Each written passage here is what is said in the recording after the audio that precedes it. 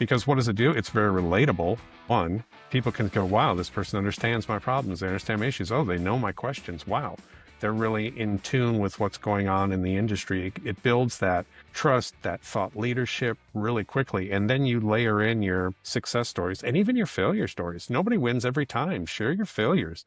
That humanity, that authenticity is very appealing. You share your clients' stories, share the problems that people came to you with and how you solved them. Just really show that depth of understanding of what people are going through and they may be facing in their business. That's what makes the difference. That's what gets people to attract themselves to you through building that emotional connection to you, that inbound funnel starts filling itself. Hey everybody. On this episode, Matt and I are joined by Chad Johnson, who's a corporate sales team trainer. And he does this by helping organizations prospect, build a pipeline of qualified buyers. One of the big things we're going to cover in this episode are tips and tricks of how to try to find these qualified buyers, how to build a good, qualified, and good-looking LinkedIn page, and most importantly, we're going to answer that question, is cold calling dead? Listen in, hope you enjoy, and once again, this is the Cashflow Chronicles Open Forum. Hey, Chad, thank you so much for joining us here on the Cashflow Chronicles. So I want to talk a little bit more about what you've been doing in your professional career here after spending 30 some years in corporate America in the sales role. Walk with me a little bit, your history in sales and where you got to where you're at now to understand the modern world of selling. Yeah, thanks for having me, Matt. I really appreciate it. And yeah, I spent 30 years in B2B selling and everything from being a frontline salesperson all the way up to a VP of sales, running multinational divisions and millions and millions and millions of dollars in revenue on an annual basis. The one thing that I decided to do in 2022 when I left corporate America was I still loved selling and I loved helping salespeople be successful. So I took the process that I built in corporate America. And now I teach that to other organizations. I teach it to business owners, to B2B sales representatives who just want to level up their game. And that's really what I do because sales has changed so much and started changing a long time ago. It was very subtle back in say 2014, 2015, and then COVID just, accelerated it immensely. We were already heading in the direction we're at, but it just got accelerated so fast through COVID. And where we are today looks nothing like salespeople today look nothing like what they did 5, 10 years ago. I think the one thing that you'll see on LinkedIn all the time is cold calling dead, or is cold calling the effective use of time for salespeople these days? And I think it's a very polarizing topic because people want to talk to people. That's just a fact. But I think everyone is so busy. We all jump from meeting to meeting to meeting. And I don't even with Brad and I, we're just playing phone tag all the time. And then you have a stranger calling you, hey, do you have 5 minutes to talk? Like, what do you want? I think the conversation we've had before this has been super beneficial to understand the modern world of selling. Mm-hmm. Do you mind talking a little bit more about that as far as how you got to this platform that you built? Yeah. I mean, is cold calling dead? That's a debatable thing. It still has benefits. There are certain industries where cold calling is still fairly effective as it has been over the past few years. If you consider a 2% return on your time investment, to get to a meeting or something like that, because that's really where the stats are, somewhere between 1% and 2%, depending on the industry that you're in, as to if you make 100 calls that one or two of them may turn into a meeting. And that's not a sale. It's not an opportunity. It's just a meeting. And so that's a pretty low return. Email's slightly better. What the problem is it's what I call contact without context. You're a stranger. You're interrupting someone's day. They're busy, like you mentioned. They've got stuff going on. They don't have time, but it's also being just exhausted. Buyers are gun shy. They don't want to get into some, hey, can I have 15 minutes on your calendar? They're not looking to end up in someone's sales funnel. People want to learn things on their own first before they talk to anybody anymore these days. The latest statistics show that over 90% of B2B buyers, they don't answer the phone anymore, especially if it's a number they don't know, a name they don't recognize. And when I say a name they don't recognize, they may recognize the company. If your company name shows up, they don't care. They're not involved. They're not interested in getting into a sales call, a sales process, because there's no context behind why you're reaching out to them. And that's where the problem lies. Now, it can still be effective if it's layered with context. If that person has context before you make that initial outreach, or maybe you haven't talked to them before, but they have context as to who you are and why you might be calling them, you have a chance to be a little more successful that way. Yeah, I think that makes a lot of sense because let's be honest, we're human beings that have objectives they're trying to accomplish with their workday. And as we talked about, you're just interrupting them. If there's some level of like, oh, yeah, hey, I know Matt that for this reason or for that reason. And I think the most important thing is leading with value. It's like, this is what I'm going to get out of my time by taking this call versus just, oh, he's just going to sell me with this pitch slap. You look behind, I have all these sales books, and it's kind of funny. I feel like most executives know all those tactics these days. Yeah. The one thing that I tell salespeople is just remember, sell the way you buy. Sell the way you buy. How do we buy? Well, we don't look for calls. We don't call companies. We don't look at emails and things like that. We go online, we research, right? We learn for ourselves before we talk to anybody. We educate ourselves. And so that's a big part of it. And I guess speaking from a Brad standpoint, someone in the commercial banking side of the business, what has worked for you? Obviously, we don't understand cold calling has its place, like Chad had mentioned, to enlighten in your standpoint. How do you view that? Yeah. With commercial banking, it's kind of funny. The best way for us to kind of get in the door is that warm referral, right? And that's always best way, right? But it's not always the easiest to try to find those connections or get into a particular industry. It's knowing the people in that industry that may be able to help get you in that door. But I think the one of the thing that's tough is how do I get recognized? Like Chad said, hey, my phone number is just coming up as a cell phone number, right? You do have the luck that, yeah, it pops up, but you're interrupting their day. And I think one time that I've used it was pretty effective was I called a guy cold and kind of said, hey, I hate to wreck your day, but this is a cold call and I'm doing this with banking, just trying to see if you got 2-3 minutes to see if it makes sense for us to have a conversation. Did it work? No. But broke the ice. It broke the ice, and the guy goes, okay, this guy's going to be quick, right? So, yeah, do you have any banking needs today? No. I appreciate it. If you don't mind, I'll call you back in maybe a couple months if that's all right. And the guy says, absolutely. Hung up the call. Put in my notes, hey, I'm going to follow up with this guy. So it's just different tactics. Chad, you brought up a great point of how do you want to be sold? And I think that's a great way, but that's how I do it. And the thing is, if you're trying to market to other people, you as a salesman got to get creative and try different methods too. So I think that's a great point. Yeah. I think you're absolutely right. And one of the greatest things that you can do is, by having a good online presence and having content out there like on LinkedIn or maybe on YouTube or something like that, you can give that context really quickly by directing someone that you're trying to do cold outreach to that.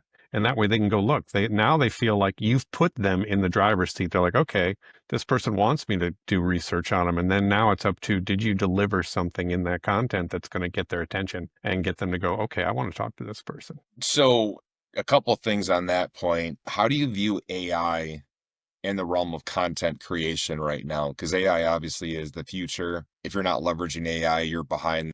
And it's like some people can tell it's AI content versus authentic content. How do you view that in your advisory roles that you've had? Yeah, there's a lot of AI, what I call AI slop out there because AI doesn't have a frame of reference. It doesn't have a history like you or I do as people, right? It can't tell stories. It can't share experiences because it doesn't have them, right? It can give you a lot of data. It can handle a lot of automations or processes, which is great. And you should use AI for that. Use it as a tool to help you accelerate your processes. But you have to remember, if you're expecting it to create your template, to write your wording, to try and garner any attention, it's going to come out as just a kind of a spammy pitch that nobody wants to hear. You have to maintain the personality. You have to maintain the real storytelling capability. It can't share your successes or failures. It can't share your client success stories like you can. And so where organizations go wrong is they're like, oh, this is a great automated tool. We can put out this template and it can spam out stuff 10 times faster than we could any other way. No, that's where the danger lies. When you think that an impersonal tool like that can handle your outreach and can garner attention or attract any visibility, that's where you're going to go wrong. So using it for the automation tools, for the capabilities that it has, for the insights that it can provide on the industries, on the companies, on the businesses, even on the people that you're trying to reach, that's great. But you still have to handle the messaging yourself. Authenticity and humanity is more important now in sales than it probably ever has been. I mean, we've known this for forever. Think about it. What's one of the first things that we were taught in sales, no matter how long ago you were taught it? People buy from people. They don't buy from companies. They don't buy products. They buy from people. So you take the person out of it, you take the sale out of it. That's really all there is to it. Yeah, I think just the trust piece. How do you establish trust? And if you just spam email them with a cookie cutter email, or like with no authenticity, no personality touch to it, you're going to lose trust pretty quickly. Yeah. Versus, hey, I know you're busy, like Brad mentioned. FYI, this is a quick cold call. I'm in banking. So at least, like, yeah, this guy's being respectful of my time. But I think Yeah. there are some triggers with even cold calling where this person's going off of some script somebody told them to read and Yeah. follow. Brad, let me give you one of my favorite ones that I like to do. I mean, I still do every now and then. I do a little bit of cold calling just to keep my hand in it, right? Just to feel the razor's edge, right? I'll tell you one of the best methods that I've ever had. This is one of my best openings. I just call them and go, hey, Brad, this is Chad Johnson. I know you weren't expecting me to call today, but can I have 2 or 3 minutes of your time to tell you why I'm calling? Now, here's the deal. What did I do? Let me kind of share the psychology behind this too, because anybody that's watching this or listening to this, you can use this as well. What I've done is I've addressed you so they feel I know you. I've said your first name. I've said my full name, not just my first name, my full name. Hey, I'm Chad Johnson. I know you weren't expecting me to call, correct? I wasn't. They weren't. Can I have 2 or 3 minutes to tell you why? Here's what happens psychologically. The minute people hear a first and last name and you've said their name and you feel so comfortable in saying it, they're like, I should know this person. Why should I know this person? Do I know this person? Have I met this person? Where would I have met this person? You immediately get them feeling self-conscious, like, oh God, this person knows me. Why am I not recalling them? You take all of their defenses down. And what's the immediate reaction you're going to get when you take those walls down? They're going to be like, yeah, take the 2 or 3 minutes. Tell me, why did you call me? Because they're still trying to place you. And it works really well. Yeah. The other thing too is any way that you can kind of drive them to not respond with yes and no answers, right? That's always a good Right. thing too. Right. Go ahead.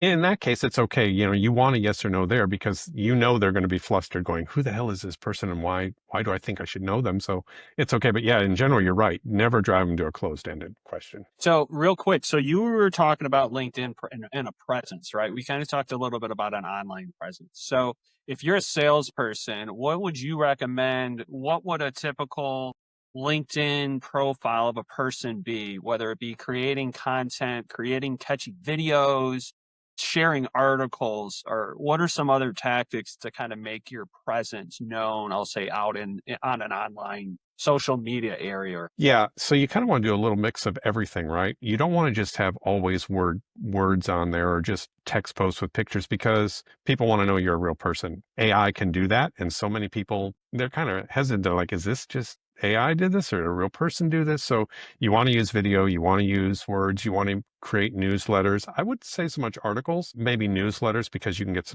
a subscription base, which is really great for LinkedIn. And your profile is kind of a separate animal. Your profile on LinkedIn is really a landing page. You want that to be here's the problem I solve. Here's why I do what I do. Here's why I'm qualified to do what I do.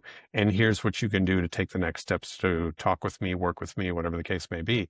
You want to treat it more of a landing page, but your content itself really needs to be more about discussing their problems. Think about it. We all know in sales, there's a certain set of questions that we're always asked. There's a certain set of objections that we always face. Your content should just address those. It should be out there talking about those. Get them right out of the way because what does it do? It's very relatable. One, people can go, wow, this person understands my problems. They understand my issues. Oh, they know my questions. Wow.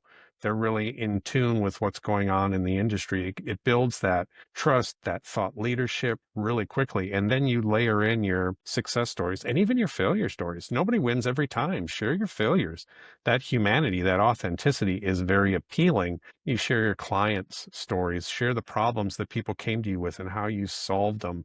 Just really show that depth of understanding of what people are going through or they may be facing in their business. That's what makes the difference. That's what gets people to attract themselves to you through building that emotional connection. to you, that inbound funnel starts filling itself. And that's what I teach. I teach attract clients, don't chase them. Nobody wants to be chased anymore. The more you chase them, the faster they run. Nowadays, the more tools they employ to block you from trying to get to them. So you need to attract them. Yeah. So one of the things I've kind of found that was pretty helpful with prospects, trying to just, I've met them once or twice. We've had a phone conversation, maybe met in person, is just trying to keep them in the loop, keep myself relevant with them. And one thing I found was sending an article related to their industry, or, hey, was thinking of you, saw this, thought I'd share, love to catch up with you. Right. And it's just creating more relevancy with yourself and credibility of, hey, I understand your business, and I'm still thinking of you, and they may be beneficial with that article or whatever that post doing may be. I find it interesting just to, you're a specialist, you're an expert in the area. How do you make yourself beneficial for them? Is, in essence, as a banker, I'm trying to be a partner or a trusted advisor for them. And I want to be part of the organization. Yeah, that's where like a LinkedIn newsletter comes in really handy too, because it's something that you wrote, not somebody else. So when you share something, it's your own insight. So that puts a spotlight and attention on you personally. Great But point.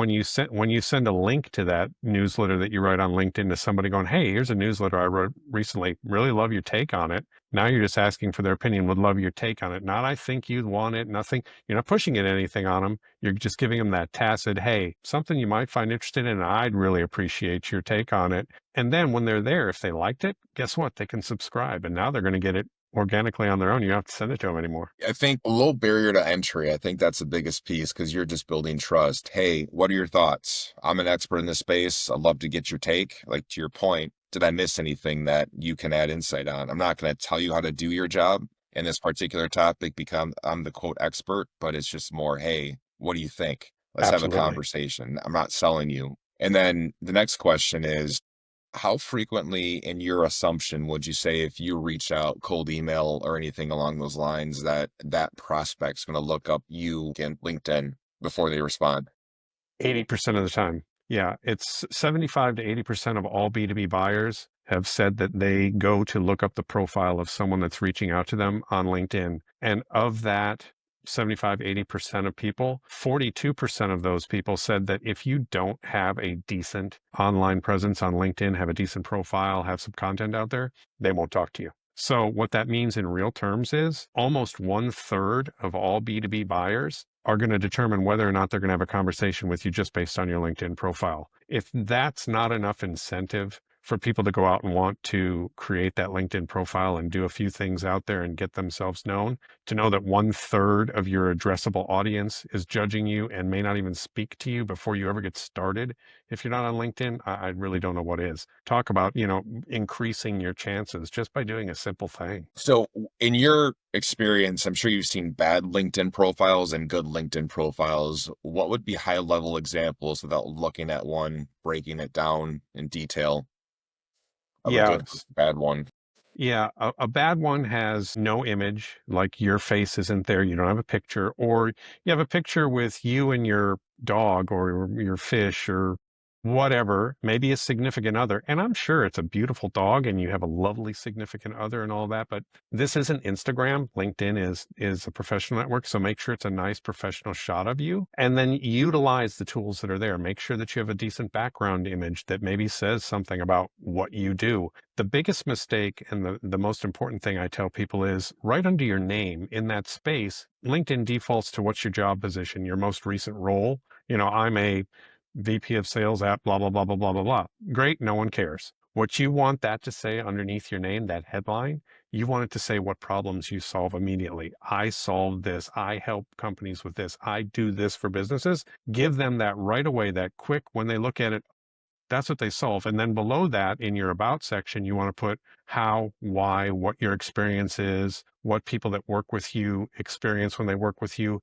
who you work best with, have that in there, and then make sure you fill everything out. Put all your previous employment in there, put your education in there, make sure that you're getting recommendations from other people and asking for them and giving them. And fill it out. Don't go in there and just say, oh, this is my job. This is what the company does. No one cares what the company does. People aren't buying the company. They're buying you. Tell them what you do and move from there. So if you don't have a background image, if you don't have a good image of yourself, if you're not answering those questions for people when they look at it, if they can't determine real quickly what you do and why they might want to talk to you, you have a bad profile. That's very helpful. I think I tell so many people, like, you got to revise that LinkedIn profile. I don't have time. I'm like, you're missing Take the boat time. here. Yeah. Take the time, right? Yeah.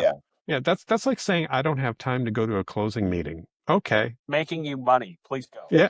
Yes. Yes. It's like, do you want to be a stranger in the email and phone call verse, or do you want them to find you? Yeah. So, Chad, I got another question for you. So, okay, now I have a great presence. I have a good app or a profile. Everything's good. So everything that you just kind of said, I got, right? So, but how do I kind of drive getting a good presence, meaning trying to drive connections? I think one of the ways I looked at it was, you're following companies that you're looking to try to work with, right? That's one way. Yep. Maybe if they have posts, you like it. I think commenting possibly is a good way to drive too. What other tactics are good to kind of make yourself relevant on a overpopulated, LinkedIn? Yeah. So that's the difference. LinkedIn isn't really overpopulated. That's kind of a misnomer. And I'll tell you why. There's over 1 billion people on LinkedIn. Less than 2% of those billion people put content on LinkedIn. That means that 98% out there are looking at the other 2%, which means that 98% of the profit to be made is left to the 2% that are willing to participate in the game. Yeah, liking, commenting on people's, like if there's a particular person that you've identified, an organization, liking, commenting, asking good, relevant questions in those comments are good. Never use AI to do that. You do it yourself. And then you need to actually use the search. Use the search terms to go out there and find the people, the personas that you like to speak to. And you need to start sending them connection requests. If somebody comments or likes on your post, if they're a relevant potential client, they get a connection request. Hey, thanks for liking my post today. Send them a connection request. That's it. No pressure. Just, hey, let's connect. You like my post? You're someone that's relevant to me. Let's connect. And then you get to open the conversation later. Here's the most important key, though. Everybody looks at LinkedIn like they looked at Instagram or whatever. Where the real magic happens on LinkedIn is in the groups, because every persona has a group. Every industry has a group. Actually, they have multiple groups.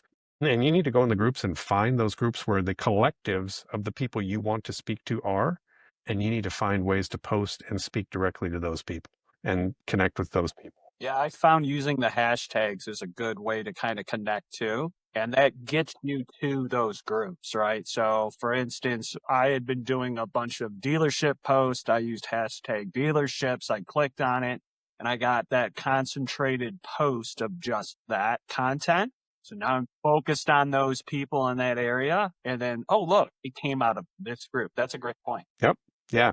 And that's really the thing is, you don't look at it as a macro. Don't look at it as I'm just throwing things out into the ethos out there. You're not. It's very specific. It's very intentional on LinkedIn. And you're unlike any other social media. Your value that you bring in your content is actually what drives the algorithm, not how many followers or people you're connected to. It's about what people think about what you've put out there. Your content actually drives your reach. So having that organic potential and getting into those groups, gold. I think one I learned from a friend of mine, Will Tidwell, shout out, looking at the analytics on your LinkedIn posts. I'm not sure how many people actually look at those details as far as like how many unique views you have and things like that. So you can actually look at it.